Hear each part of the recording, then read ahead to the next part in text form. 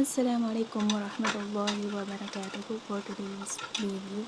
So ngayon, nandito na naman tayo sa kitchen at tayo ay magluluto ng dinner. So yan po, patapos na tayo at pabilisan po kasi yung oras natin konti na lang.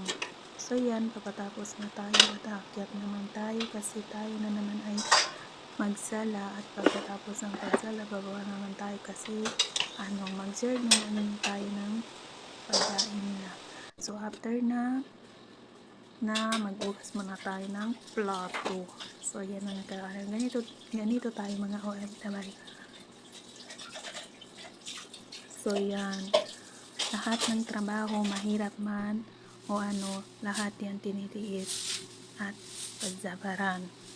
So yan po. So maglagay na tayo ng sufra.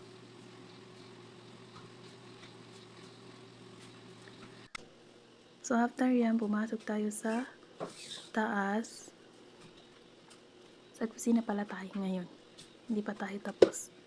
So yan, parang party pag nagluluto tayo. Kasi 2 tao, sobrang dami. So yan, pwede na tayo sa taas at tayo ay maglaba. Pagkatapos yan, habang tayo ay naghihintay ng labahan natin, at tayo naman ay mag-flansya. So yan, pinahanda na natin. Kukunin natin yung tom. So yan mga ka-wonder, yung ginagawa natin pagkatapos natin sa kusina at dito naman tayo sa taas. So wala tayong pahinga. So yan, tapos na tayo at tayo naman ay lalabas at tinignan natin yung oras. So after yan mga ka-wonder, ayan, bababa naman tayo. So yan, magpapaalam na ang OFW. So yan.